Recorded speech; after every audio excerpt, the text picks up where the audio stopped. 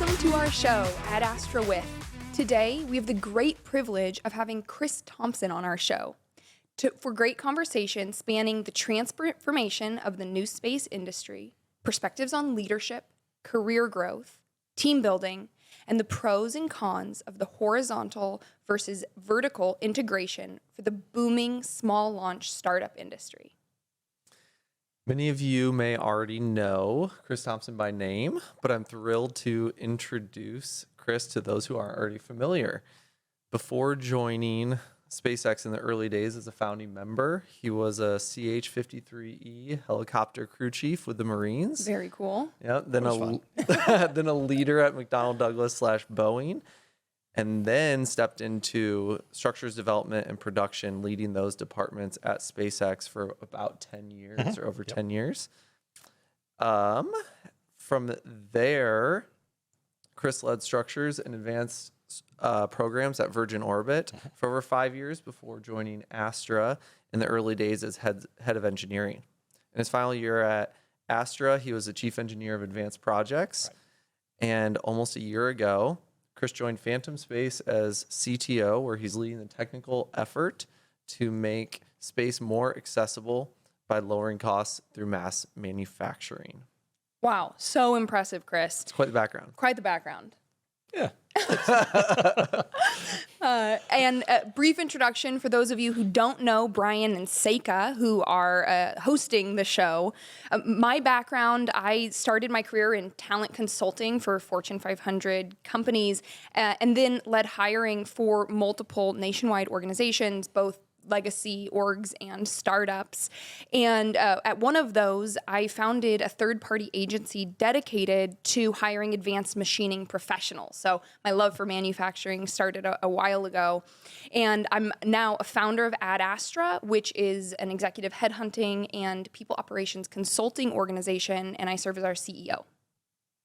Fantastic. And hey everybody, my name is Brian. My background's in aerospace engineering. I got a bachelor's and master's in aerospace and worked at SpaceX primarily as a propulsion engineer spanning nearly 7 years.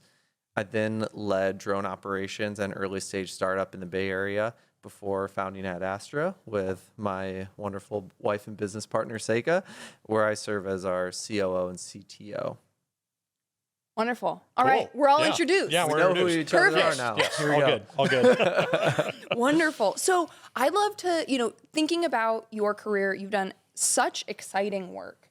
And one of the places I'd love for us to start is to just get some of the fun stories, or maybe not so fun stories, to understand what it was like starting out at SpaceX. Did it feel like a sure thing? No, not even. Yeah, and I think if you talk to if you talk to Mueller, you talk to me, talk to Hans, Gwen, Cantrell even, there was like, literally you look at the watch going, yeah, this is good for about a year, but it, as we got more and more into it, it was clear that the passion, not only from all of us, but Elon.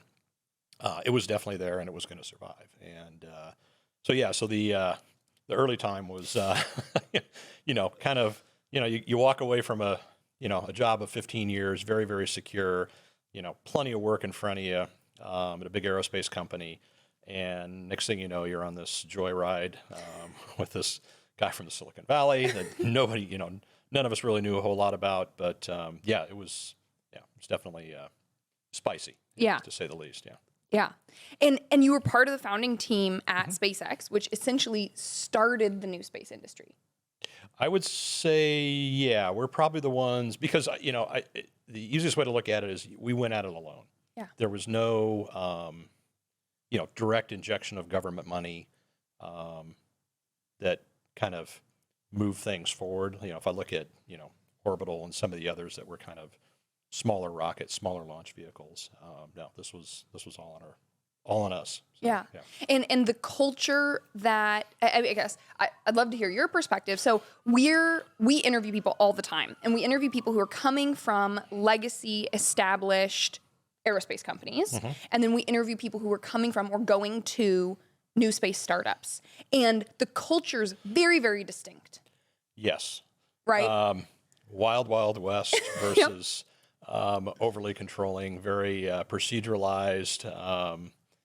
Yeah, there was the early days. I mean, everybody, yeah, it was definitely, very respectful, all that kind of stuff, but we definitely had fun. And, the boundaries were open very, very wide in the beginning. And, but over the years, as the company matures and all that kind of stuff, you start narrowing back down and start behaving like adults. Yeah. So, yeah. Did you have any culture shock coming from these legacy organizations and stepping into this new arena and the wild, wild west that you described as? Yeah, the culture shock was just how fast you could move. I'll use McMaster-Carr as a prime example. When I was at Huntington Beach at McDonnell Douglas and Boeing, that was a week or two process just to get something from McMaster-Carr. At SpaceX, it was literally like, yeah, go get it, because you drive right over to Santa Fe Springs and there you are, and you're picking it up at will call, and next thing you know, you're using it in the shop. So that was super refreshing. Also, kind of, Elon's kind of view of things of it was okay with failure, but obviously we wanted to be smart with our money and all that kind of good stuff. But so it allowed us to, move fast, make mistakes, learn, continue moving forward, and all that. So, and those were big changes where, coming from a very, very disciplined organization at McDonnell Douglas and Boeing, it was, review after review after review after review before you take your first step. And so. Yeah. And what do you find 20 years ago versus being at a startup now? Would you say most of the same kind of culture staples exist, or how have you seen the new space startups transform over that period of time? I think in the early days, it's still a lot of the same, in that it's all about getting it done and moving forward. There's certainly, I guess you could say, culturally, how we all interact with each other and things like that. It's definitely more refined. Lessons learned, all that kind of good stuff. But it's still the same kind of go get it done type of attitude, and you're accepting of some levels of failure, and you learn from them and you continue driving forward. So, and I think that's how you're able to kind of move through the process quickly. Yeah. Awesome. And you've built teams across a variety of companies. Mm-hmm. And what's your strategy when it comes to finding the right people to build your teams? I wish I had a playbook, but I don't. I think it's you have to understand. I think you have to understand what the senior leadership in the company wants to do, what type of company they want to build. And that dictates kind of the people that you go after, the culture that you're building.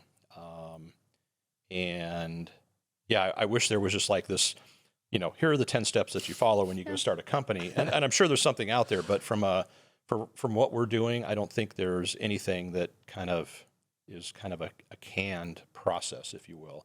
But the key thing is, I guess one of the big takeaways is having a good, solid mix of senior level talent, mid-level talent, and definitely junior talent. And if I was going to break it into percentages, you definitely want a lot of that younger, fresh talent that you can grow and develop that'll move into those mid-level roles.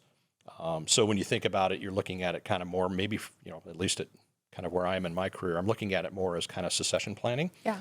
Of like, okay, how am I getting out of here? Not necessarily in those terms, but it's what am I going to do when I make that decision that I'm done, and who's going to fill my shoes? Right. And what's that process look like? And what are we doing from kind of the fresh grad to mid-level to very, very senior level people. Yeah. So I love that. 7 Habits of Highly Effective People. I think it is. Start with the end in mind, right? You Yeah, go, what's yeah. the exit strategy? What's going to fill in Exactly. these shoes Yeah, once exactly. once they're empty? yeah. That's very cool. And we find that a lot of companies that we're working with at very early stage, 20 people, often up to 50, are rarely at that stage investing in early career talent. And they don't have the time to mentor, they don't have the time to train. They're focused very much on that mid-career and a few later career.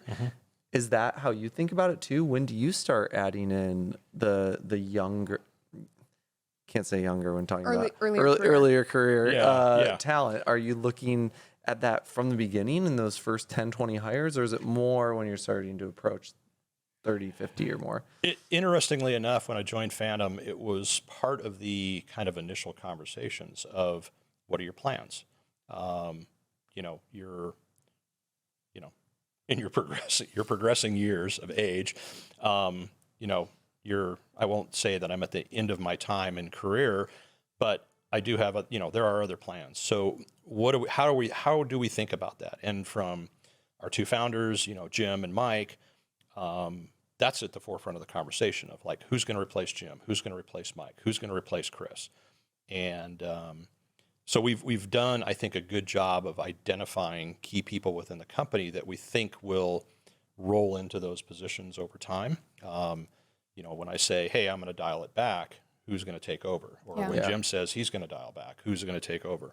And so having a good plan and making that plan aware is important. And all the way down from top to bottom. And I think that's another key thing is transparency and making sure that the entire organization understands what's going on. So it's clear. Yeah, that's awesome. We're in conversations about hiring and strategy. Sometimes we have conversations where people are like, we want to go after the best technical talent. That's the primary focus. And then there are other people who just say, we can train the skills. We need somebody with the right attitude. And there, you can kind of see like two different camps there. Would you say that you fit into one or either, or kind of a merger of the two? I think it's a merger of two. The number one thing that we're focused on is building a business. Yeah. Building a business that's going to last, and building a business that people are going to want to come work at. And then obviously, in there intermixed is, primary goal is building good product. And, be it the launch system, the satellite system, the back-end communication systems, you name it. It's I think you have to look at it from all avenues, but at the end of the day, it's what does the business look like? And I think that's the important part. And that helps with the investment strategies too. So, right. Yeah. In building that out, that philosophy for being a place where people like to work, and just in your own philosophy as a leader, what is your leadership strategy? How do you inspire people? I think the number one thing is transparency and communication. Top down, bottom up, top down, however you want to look at it. There's no secrets. If something's broken, we all put our heads together and go fix it. It's not there's no decisions made in the corner office and, from on high, and then that's basically dictated down. Very, very similar to how we approach scheduling. Scheduling is bottom up. It's, from the person doing the welding to riveting to installing whatever to the engineers doing the designing. It's bottom up. So we have a good understanding of what is actually going to take with the number of people that we have. And then we can go formulate plans from there. So I think that's key, but the key part is transparency and respect and, respect opinions. Because, you may have the blinders on and you're charging after something and you're not looking at that kind of those peripheral things that are coming in. So it's always good to have the other perspectives to support making final decisions. Yeah, that's wonderful. And that's something that I've noticed about you, not in a business sense, but in our conversations, the transparency and honest communication, it's refreshing and it makes things move more smoothly. Yes. Because everybody, right, everything's on the table. We can talk about things as they are, right. And it's a really pleasant way to communicate. Yeah. I highly recommend, maybe a shameless plug for Ray Dalio, but read Principles. Yeah. Great book. So wonderful. It needs to be updated, but it's a good book. Awesome. And you've worked in some pretty intense environments, to say the very least. Yes. For an extended career, right? You've chosen those environments kind of over and over again. What are some life principles or practices that you have in order to maintain your energy and stamina? Boy, that's a great question. I think it's a, going back to the SpaceX days, or even going back to McDonnell Douglas and Boeing. Like my McDonnell Douglas job was literally like, show up at work at 7, and you're done by 2. Yeah. And you go home. And rarely did you work a weekend. So there was always that expectation that you had time for things outside of work, both during the week and also the weekends. SpaceX comes around, and that was a whole new dynamic. And, it was like, 7 days a week, 16, 18 hours a day for 11 months straight. That was 2011, by the way.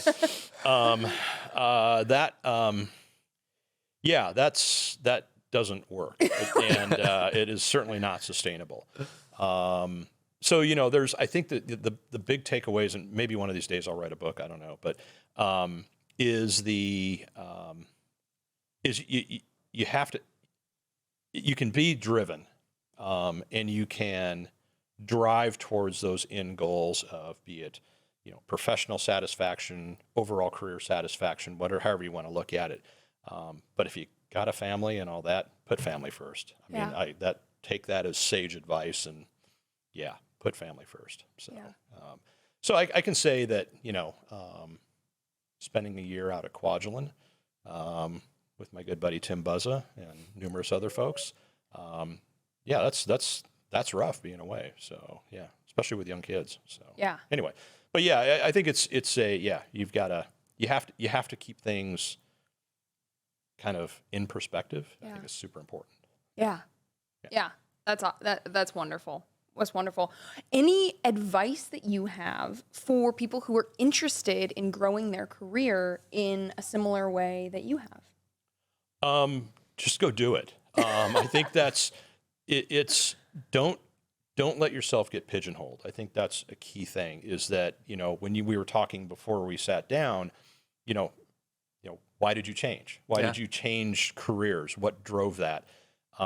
And I think you need to look at that, and kind of, it's easy to, I can say, like, from my early career, it was like, I'm going to go work for McDonnell Douglas for 30 years, because that's what you do. Right. Yep. And you retire out of there and you live happily ever after, sort of, if you make it, now it's, I think you have to look at it from, what do I really, really want today, or maybe the next 5 years? And then what I want 5 years after that. So I think you really kind of need to, in today's world, is kind of lay out a plan of, I want to get to here. I want to do these things within that time frame. And if I can't, then maybe I need to look at other opportunities. And so just don't get boxed in. Yeah. I think that's a key thing. So. Yeah. Set the vision, and if your current trajectory doesn't allow you to get to that goal, pivot. Yeah. Exactly. Yeah. Very cool. Very cool. How did you decide that Phantom was the right next opportunity for you? So, the Astra adventure was the Astra adventure. There's probably a small paperback in that one. But, certainly, the Astra thing was fun. I think the big takeaway from Astra going to Phantom was really building the right thing. And if you think about the small launcher market today, did the Astra rocket really make sense? Maybe. But really, really what made sense was kind of going back to Falcon 1, that class of rocket. Something that was capable of throwing, 400 to 500 kilograms. That is, based on what we're seeing today in the market, that is the right size rocket, which is what Jim had kind of architected. And so there's an internal joke between Jim and I, which is, the mission patch for the first flight will be called unfinished business, because we basically say, the first Falcon 1 was essentially unfinished business. Are you a little bitter that you didn't quite get to keep launching that rocket a little bit more? I won't say bitter, because I think there were bigger and better things in front of us. Falcon 9 was like, that was Bigger. Putting it mildly, that was the thing. Yeah, I'll keep it clean. Yeah, but yeah, you have to make a decision of like, do you want this distraction of Falcon 1 that's going to kind of, continually be there, kind of gnawing at the heels of Falcon 9 as it's trying to move forward with Dragon and all that, or do you just kill it off? And I think it still was the right decision. I won't say bitter, but I think there was a solid opportunity to take Falcon 1 and spin it off into a separate product line. But the problem with Falcon 1, it was, 5-10 years too soon. Mm. The market just was not there for a vehicle of that size. I mean, certainly the Air Force had a use for it, but you can't build a business around just the Air Force. Yeah. Or maybe you can if you're ULA or Boeing, whatever. But so. And then Phantom is in Tucson. Yeah, Tucson. So that was a. But yeah, let me go back real quick. Okay. So when Jim called, it was Jim and I have always stayed friends, contrary to what a lot of people think. But we share a lot of common interests. We met each other early on during the kind of the formation of what eventually became SpaceX. So I got to know him pretty well. I've always liked the guy. We share a common enthusiasm for for motorsports, things like that. So there's that. So when he texted, it was like, oh, wonder what Jim wants. And so we chit-chatted for a little bit. Sounded interesting. The other thing that was very interesting to me was it's not just a rocket company. It is a space systems company. So we're thinking about not only launch, but we're thinking about satellite, and we're thinking about the communications, both on orbit and back to Earth, up and down. So it's kind of this closed loop company that is going to offer, that we're going to offer all the services. The other part was basically recovery and reuse. That to me is majorly important going forward. And that wasn't anywhere in Astra's roadmap. So it was like, I'm kind of tired of throwing away hardware, let alone failing every launch. It was more of a, what are we going to do to move things forward? And is there a better way to go do these things? So sat down with Jim and the team. It wasn't an instant decision. It was a long, drawn out kind of, and then, so in Tucson. Don't hear of a lot of rocket companies in Tucson. Well, no, but you have a lot of missile companies in Tucson. You have Orbital Sciences. You have Raytheon. I think Northrop Grumman's there. So it's actually an interesting place. So if you take that, down the 10 between Phoenix and Tucson, there's a number of kind of key aerospace companies. So there's a decent talent pool in there. A lot of them are, so it's generating the buzz about what we're doing in Tucson and getting folks like that to come join us. But we've also been very, very deliberate on our hiring too. We're being very, very thoughtful in who we hire, when we hire. But Tucson is it's a cool place. Born and raised in Southern California, lived in California all my life, and it's like, hey, I'm going to move to Tucson. But when we got out there, there's a ton of hiking. If you're into off-road stuff, Arizona is a neat place in that there's literally like no borders. Yeah. There's no fences. There's a ton of BLM land out there. So if you want to go, off for an entire weekend or a week out in the backcountry, you can do that. Sorry, what's BLM? Bureau of Land Management. Yeah. Got it. Yeah. Okay. So there's a bunch of BLM land. And then Mount Lemmon. There's a ski resort up on the top of Mount Lemmon, which is right there in Tucson. What blew me away when I heard it's not huge, but there's snow up there, and there's artificial a ski resort. snow? Yeah. I don't think I knew that there was skiing in Tucson. And then if you got a telescope, Tucson is amazingly clear. Wow. You get to the outskirts of Tucson, it is pitch black. And there are areas in and around Tucson that are basically kind of, certified, pitch black areas where you can go and How cool. Yeah. So it's a neat place. Phoenix is just up the road. Flagstaff, a few more miles or hours up the road if you want to go up to Flagstaff, Sedona, all that. Yeah. Scottsdale. And then, of course, getting back to California is actually pretty easy too. So, yeah. So it's a pretty neat place. And then, obviously if you want to go down to Mexico, you're just a short haul down the road. Yeah, so it's a neat place. The other cool part is if you're I'll say junior engineer, just starting out, young family, whatever the case may be, Tucson is super affordable. Right. Most all of our junior engineers or kind of early career engineers that either have family, starting family, whatever the case may be, have been able to move out there, buy a house that fits their needs, 3-bedroom, 4-bedroom, swimming pool, whatever the case may be, but it's affordable. Yeah. And there's no traffic, except when the snowbirds come back, and then it's only for a little while. But yeah, it is it's a pretty cool place from a kind of a startup position, starting your career position. You can set yourself up pretty nicely, I think. Yeah. And that's pretty different from a lot of the hubs, right? You've got Los Angeles, you've got Seattle, you've got like a lot of these Denver. You've got a lot of these hubs where Long Beach, many people can't afford a home that would fit. You can like share an apartment with someone. right. So, and we're paying competitive salaries.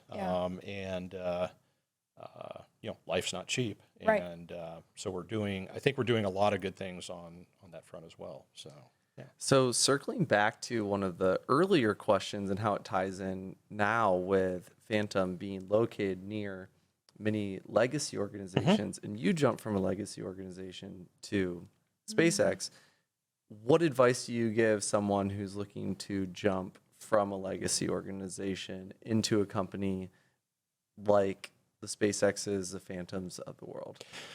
How can they do that successfully? Because it frankly is often not successful. It is, and it's a there. Yeah, I guess there has to be. Yeah, that's a tough one because there are some people who are able to make that transition. Yep.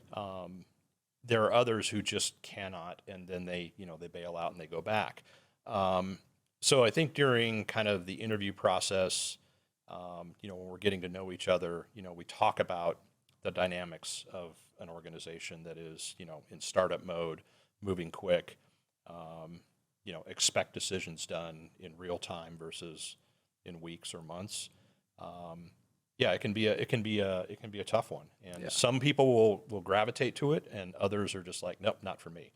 So I think it's important in kind of those initial phases when you're having those discussions, whether you're kind of in the sourcing process or you're in face-to-face, that you try and gauge that level of acceptance and enthusiasm, and that's important in those early steps. Otherwise, you bring somebody in, and next thing you know, they're super unhappy, and then that can infect the rest of the organization. So, Yeah, there are definitely some key characteristics of startups that you want to make sure people are aware of, moving really quickly, failing quickly, the lack of structure and all the ambiguity. But I think more than those things, what we find to be the key indicator if someone can make that jump is, are they hungry for that? Are they actively pursuing that? Are they aware of these differences and ready to dive in head first? Or sometimes we'll ask people about startups and they'll just say, oh, I'm open to that, or I'm open to that, or a big company, whatever. And we're like, ooh, I don't think you realize what you might be getting yourself into. Do you resonate with that? Or? Absolutely. I think there's certainly a level of enthusiasm that you can pick up in a conversation of like, it's just a job. This is not the place for you. Right. It's the ones that are, like, oh God, I've been so constrained. I can't get stuff done. And I want to be able to get things done. And that's the kind of stuff that you're looking for. Is you're looking for that excitement. Yeah. And what are they going to bring to the table? And even with our fresh outs, we're looking for that level of enthusiasm as well. Certainly there's a lot that come in. That it's like, they're scared. What do you do? But again, it's roll up your sleeves and get after it. So yeah, absolutely. One other note I'll throw in there: when we're interviewing people that are coming from legacy organizations going to startups, one of the things that will sometimes make it that they're not a great fit is that at startups, you often need people who can span great breadth of a technical topic, right? And at legacy organizations, people can become experts at a segment of a process. And so finding that balance, right, or being able to teach more breadth that's one of the areas where we find a lot of stretch, or we find we really need people with that startup experience in order to be successful in these roles. Yeah, yeah. And it's I mean, you certainly do hire subject matter experts. You know, if I kind of, I'll give Mike a plug. If I go to Mike Colono as an example, Mike was an early employee at SpaceX as well. But Mike's a guy I continually go back to for thermal analysis and aerothermal, because I know I'm going to get, a solid answer. I'm going to get a solid opinion, and he is a subject matter expert. Yeah. But in, I guess day to day, we do look for generalists and folks that are strong in whatever area, would be it avionics, GNC, structures, whatever the case may be, ground support equipment. So we're kind of trying to find people that can span across multiple areas. Because when you're done designing that cap that goes on the dome, I might need you over on a piece of ground support equipment. Right. So, Right. Wonderful. Well, I think that we can move now into more kind of the technical conversation that we were hoping to cover, the pros and cons of horizontal versus vertical integration. Yes. Hotly debated topic. Yep. Yes. Yeah, I'm really looking forward to hearing your thoughts on this. But before we get too deep into it, let's define for the audience what vertical integration is, what horizontal integration is, and that way we're very clear. So would you mind starting us off with how you define those two? So vertical integration, I look at vertical is that you're controlling everything. So as a rocket startup company, that means I'm, aside from raw materials, I'm trying to control my destiny on a good many things, be it, manufacturing, machining, welding, maybe even board fabrication, board design. I am doing as much as I possibly can. Maybe in-house, maybe to a fault.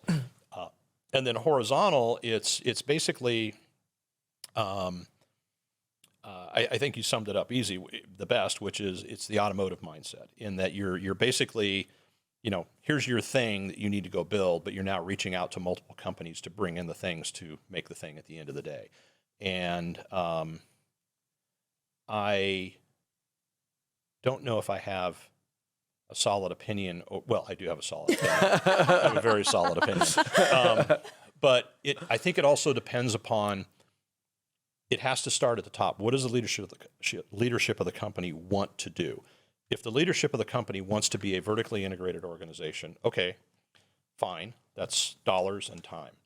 If the leadership of the company says, no, let's go leverage all of these other things that are out there, even better. That's kind of where hopefully that helped. Yeah, for sure. I think so. So you mentioned automotive tends to be very horizontally integrated. I believe legacy aerospace organizations tend to be very horizontally integrated as well. It seems as though that's maybe shifted with the new space revolution. SpaceX, very vertically integrated, and many of these other startups are taking that approach. Why do you think that shift has happened? And do you think that shift was healthy for our industry? Number one, I don't think it was healthy for the industry as a whole, because you have now damaged an important supply base. But maybe that's not a bad thing, because now maybe I've decimated that segment so nobody else can go and do the things that I want to go do. I think there's a lot of people out there that want to be like or be SpaceX. Yeah. And I don't necessarily think that's the right thing. SpaceX has done some incredible things, and they will continue to do incredible things, but it's SpaceX. Just as in the day, Boeing did incredible things. McDonnell Douglas did incredible things. Lockheed, Martin Marietta, you name it, all did incredible things. North American Aviation. But as things consolidated, there was still that mindset of, I can go back to my Delta II days. There was a lot of things that we did in-house, but there's a lot of things that we relied on suppliers for, and it worked. I think the SpaceX version of vertical integration came about, when you get burned too many times by suppliers, or you have a Boeing or a Lockheed do an in-run on you and screw you over in a machine shop. You move stuff in-house really, really quick. You learn from that. But I think today we're in a different world, in that there's a number of people who have gone out to do really, really cool things. Joe Laurenti at Ursa Major. Okay, cool. Joe's building some pretty badass engines. So why should I go develop a badass engine? Let's go buy his stuff. And Joe is a fantastic partner. I get to work directly with Joe. I get to work with Nick Doucette, and get to work with some really, really amazing people. Sabrina Ames, shameless plug for her. But no, it's great having partners like that. So you continue to look, I think, for us, we're continuing to look for other suppliers that become partners, that we don't have to, like on machining. I was over here at VOTA today, working directly with them. Why do I need to go buy, a $2 million VTL to go turn parts? Go to somebody like VOTA. They've got the capacity. Their prices are, I guess you could say, in family of where I would think costs should be, but I'm not standing up massive amounts of infrastructure to support that. So that allows me to move faster. Is it the right answer at the end of the day? Yes and no. There are going to be some things that we're going to want to move in-house eventually, but not today. I think it's important to be smart with your money, be smart with your people resources, and leverage the really, really cool companies that are, second order effects. Ursa Major, others like that folks have left other companies, gone out and started their own thing, and are producing some really, really great hardware that we can take advantage of. I think that's how you try and that's how you accelerate things forward. Yeah. Whereas if you try to vertically integrate, as an example, if I stood up an entire propulsion team, that's N number of people that are going to cost N number of dollars, and we just don't have that in kind of that startup phase. So if I look at the money that we have spent today compared to similar companies at the same stage, we've spent about $20 million, where others have spent $100 to $150 million to be at the same state. So, and investors like that, right? Yeah. So, playing devil's advocate a little bit here, from a risk perspective, and it seems like there's some reasons why SpaceX went vertically integrated, and a lot of other companies are as well. Are you not taking on? You're not controlling your own destiny as much, it seems like, if you're going horizontally. Do you find that comes with more risk to be dependent on suppliers for such critical pieces of hardware? What's your perspective from a risk standpoint, both from technology risk, but also schedule risk? Sure. Yes, there is risk, but there's also risk doing it yourself. And you have to look at it of, I'll pick on Ursa Major again, is that if I wanted to go stand up a propulsion team and develop my own engine, pick your favorite cycle, doesn't matter. That is time and a lot of cost and a lot of risk.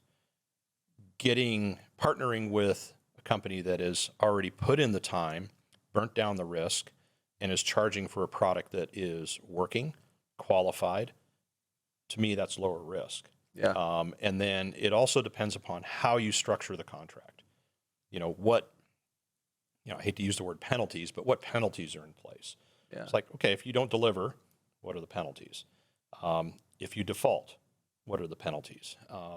So I think you have to be smart from a business perspective of, you just don't go sign a contract and go, cool, I'm going to buy an engine. No, you're buying something that your business depends on.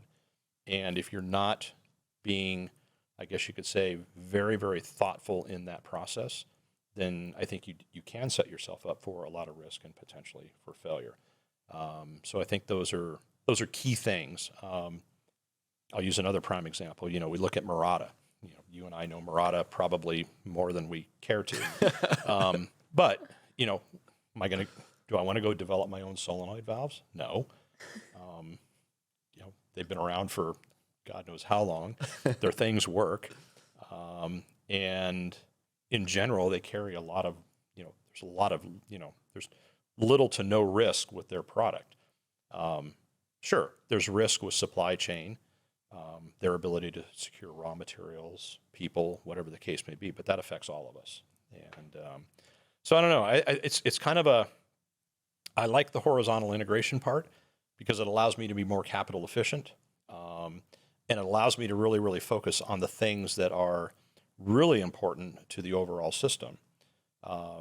Whereas, again, Joe and Ursa Major have put all that time and effort into their product, and so why not just go buy it and I'll just adapt to it. Yeah. And it's easy when you got a clean sheet of paper. So yeah. Now, what about from a cost perspective? Hopefully that answered your yes, question. no, thank you very much. So switching more towards the cost side of things, I would imagine that horizontal is certainly cheaper to start. You're not standing up a whole propulsion team. You're not building a test stand, potentially opening a whole new facility outside of the city. But what about longer term, right? You know what we're doing? Like, we are standing up a test site just outside of, basically less than 30 minutes away from the main office. So we've got a 200-acre site that we're going to be leasing from the city of Tucson. Are you doing engine testing there? Or stage level testing. Yeah. Okay. Basically integrated testing. But we let all of the core engine testing still happens up in Colorado. There's no reason for us to do that. It's basically integrated stage level testing. So you still need testing, but maybe not the engine test stands. Right. So, okay. And then what's going to be more cost effective in the long run? Because I would imagine with horizontal integration, you're essentially, Ursa Major needs to make profit, right? So you're essentially paying them to make profit. And is that a sustainable business model to continually pay people in your supply chain essentially versus bringing in house? Talk to me about which option is more cost effective in the long run. So I still think horizontal is probably the more cost effective. So if you're going to be a company that is going to continually iterate on an engine, as an example. So if let's go back and look at Merlin. So there's M1A, then there was M1C, D, so on and so on. So there was this constant iteration cycle that SpaceX went through to get to where they are today. Now they're in this iteration cycle on Raptor.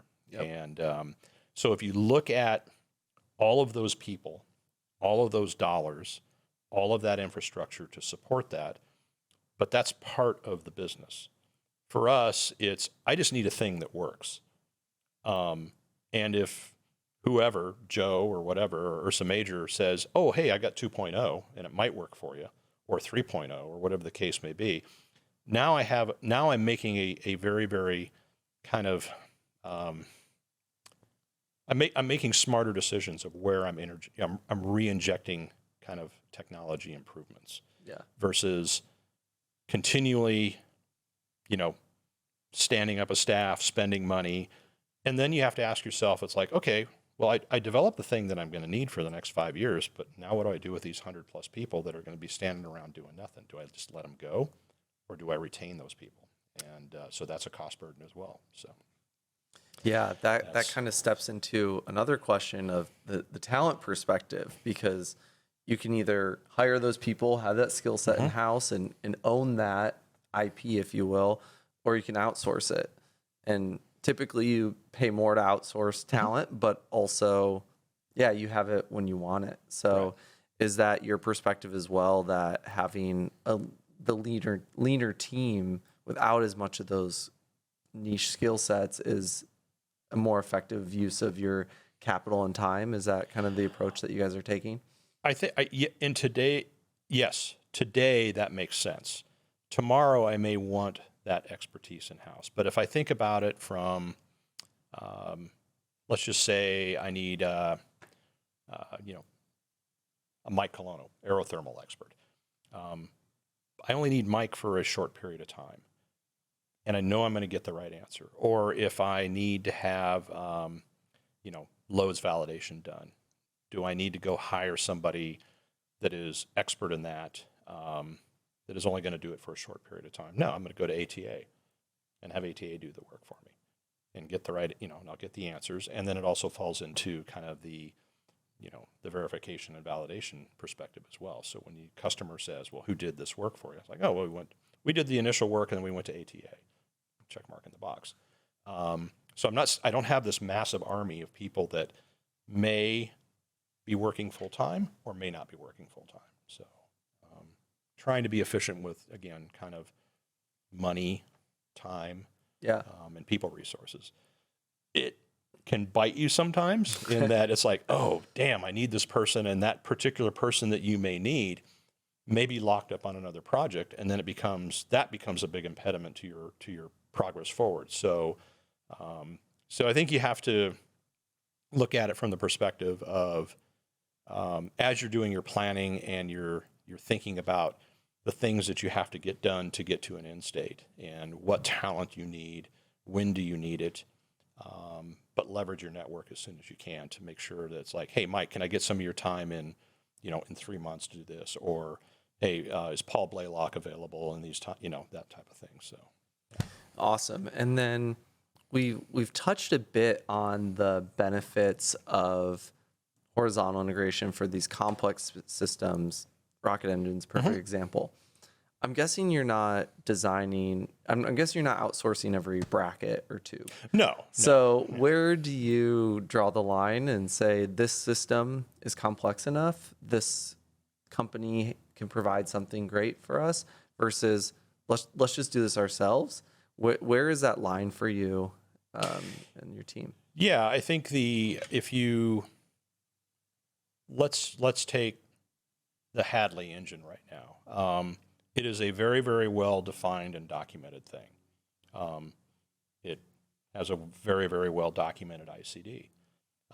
So I know all the buttons to push, all the code to write, all the interfaces I have to connect to, both mechanically, electrically, fluidically. So that part is in a box on a piece of paper. But there's the rest of the system that has to feed that. And so, yeah, I spent time and effort and went out and hired a really, really solid propulsion systems engineer. So that person is responsible for the propulsion system.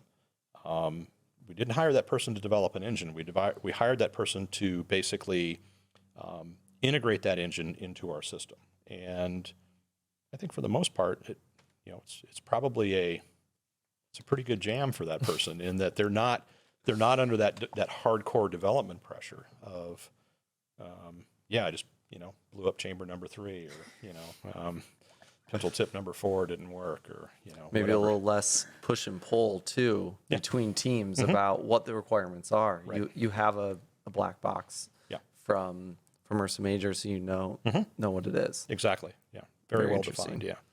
So Awesome.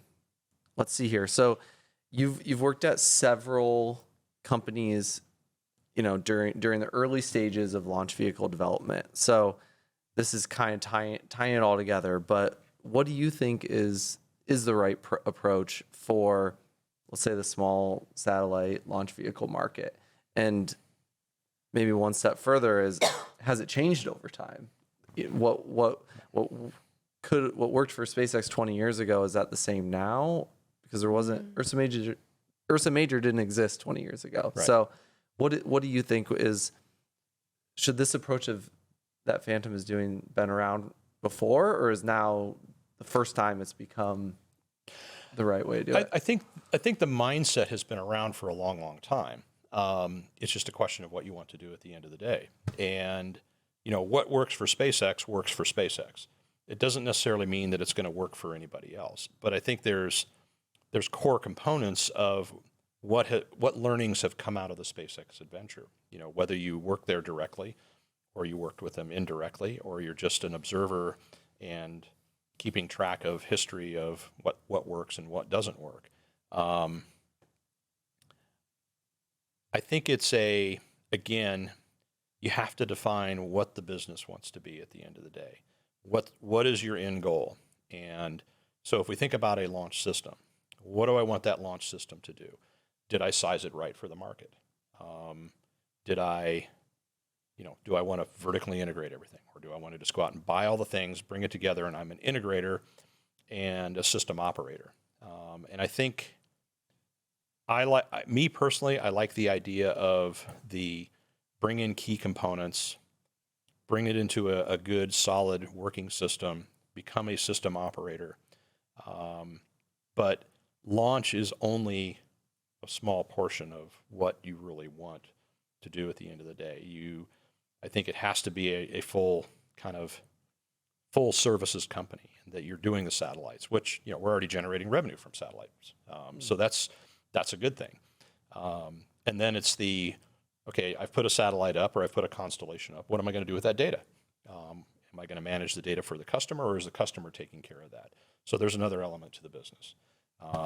So it's I think that full loop, the full life cycle, if you will. And if you've put up a constellation, eventually things come down and you need to replenish it. So, I think I would, if I could go back, I certainly wouldn't change anything at Space. Well, I'm sure there's a lot I'd change. I'm sure there's a lot I'd change at the SpaceX during my SpaceX. But it is what it is, and it was a fantastic piece of history, and there's a ton of learnings that came out of it, and it certainly shaped the way that I think about things and the way I approach things. The other adventures, be it Virgin Orbit, I'm very, very opinionated about it. I guess the dumbest idea since burnt toast is to put a liquid-fueled rocket under the wing of a 747. Most inefficient thing ever, but it's a really, really cool structural thing. The composites, all that kind of stuff, truly, truly amazing. And what that team's been able to put together for that particular platform. Astra, I think, had some great aspirations, but I think really Astra, and like everybody else, even including us at Phantom, I think you really, really have to understand the business and really understand the market. It's one thing to go in and say, hey, I'm going to launch daily. Hell, we even say that. But what does it mean to launch daily? You're not going to do it out of the Cape. You're not going to do it out of Vandenberg. You have to think of it more from a global perspective of like, okay, I might do a launch on Monday from Vandy. I'm a launch from Cape on Tuesday. I might be at Kodiak. I might be in Sweden, Brazil, wherever. Pick your favorite places on the planet that you're launching from. So it's more of a global problem versus a local problem. So fantastic. If there isn't anything that I missed on this wonderful topic, I would just love to hear, to wrap us up, a bit more about what else is going on with Phantom. There hasn't been, I haven't seen too much in the news yet, and I think we're eager to hear. We got some good teasers here today, but is there anything else that you want to share with us? Not really, no. No, I think so we are. When I joined, one of the ground rules that I set is that we don't talk about it till it's done. And it's certainly easy to get out in front of yourself and say, oh, hey, we're going to go do this. And then 6 months later, you still haven't done it. And then, of course, you start getting picked apart by, everybody and social media, sitting in their mom's basement on a stack of wet newspapers, and hiding behind keyboards and things like that. So I would rather, I think Jim and I and Mike, and we're all very, very aligned of like, we will talk about things when they're done. We have a lot of really, really good stuff going on right now that are kind of we're at that big end of the funnel, and things are funneling into kind of our next big steps. And stay tuned. We'll definitely be talking about those things here in the near term. But yeah, keeping us on the hook a little bit then. Yeah. So what I will say is that we are our Pathfinder stage is coming together, and yeah, that's about all I'll say right now. So yeah, So exciting. there's a lot of hard work that's going on, not only from us, but our partners, and yeah. Awesome. And I'll answer the question. I know everybody's wondering, is this show sponsored by Ursa Major? It wasn't, but Chris might have a referral code for 20% off your Hadley rocket engine if you'd like. I don't think Joe would go for that. No, not even. So, if anybody, reach out to us at Phantom. We're doing some really, really cool things. And at the end of the day, I think we've taken a lot of the lessons learned from the other companies that I've worked for, all of us, and are trying to do, I think, some very, very deliberate things on how we run the company, how we interact day in and day out, how we treat each other, and certainly, how we think about getting things across the finish line, which I think is super important, and everybody's involved. So it's not just thou shalt go do this, and I want it on this day. It doesn't work. Yeah. So. Yeah. And can we look forward to a launch next year? I know you don't like to talk about it till after, but that's a harder one to hide. Yeah, that one will be hard to hide. And for those of you, I will say this is that over the last week we have been awarded 2 launches. Congratulations! Which is awesome, and I think that announcement will be forthcoming. I can't. That's about what I could. That's all I could say right now. But. Yeah. At the time of this recording, yeah. Yes. yeah, at the time of this recording. But anyway, so over the course of last week, we were awarded 2 launches, which is great. So that fills up the manifest on our very first launch. Not the very first launch. But right now we are pushing towards trying to do our first launch at the end of next year, 23. And that'll be out of Vandenberg, out of Slick 8. So fantastic. Wow. So exciting. Thank you so much. Yeah, this thanks for having me. Yeah, appreciate it. Yeah, appreciate your time. Yeah, it's nice to finally meet you guys face to face. And we've certainly talked a lot on the phone and all that. So, yeah, it's good stuff. Good stuff. Wonderful. Thanks, Chris. Great. Thanks so much.